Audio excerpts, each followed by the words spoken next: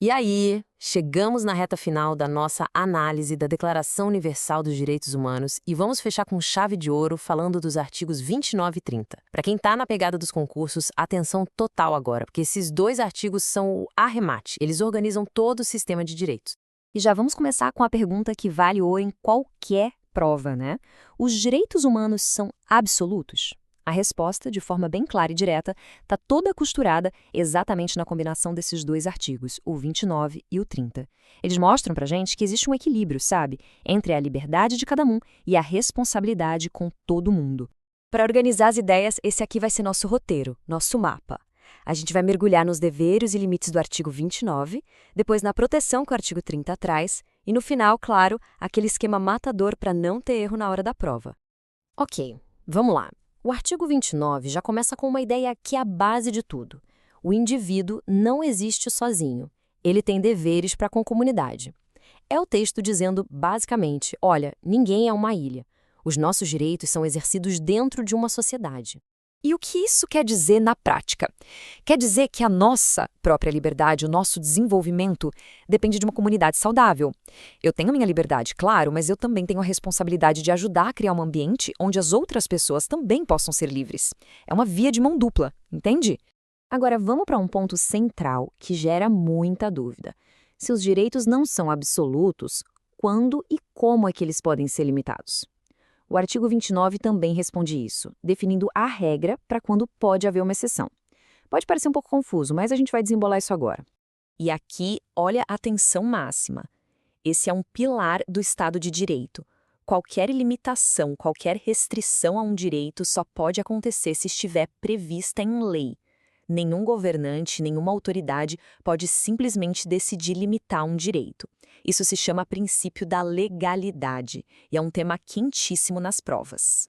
Certo. Então, a limitação tem que estar na lei.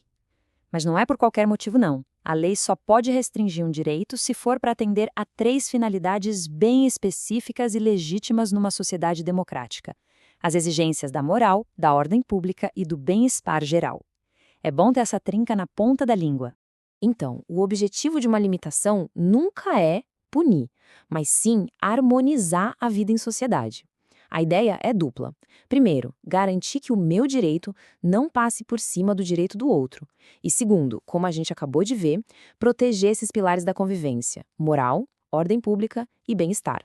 E para fechar o artigo 29, tem uma trava de segurança final. Mesmo que uma limitação pareça legal, ela nunca, em hipótese alguma, pode ser usada de uma forma que vá contra os grandes objetivos da ONU, como a paz e a dignidade humana.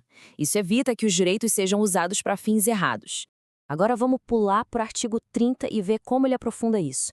Se o artigo 29 coloca os limites, o artigo 30 funciona como um grande escudo. Ele protege a própria declaração de ser usada contra si mesma. É uma ideia genial. E essa frase resume tudo. A essência desse artigo é proibir que qualquer pessoa, ou até mesmo o Estado, use um direito, como a liberdade de expressão, por exemplo, para defender a destruição de outros direitos, como a vida ou a igualdade. É como se fosse uma cláusula de autoproteção do sistema. Então, o ponto crucial, aquele que as bancas de concurso adoram cobrar, é essa diferença aqui. O artigo 29 permite a limitação de um direito, algo pontual, justificado para garantir a convivência.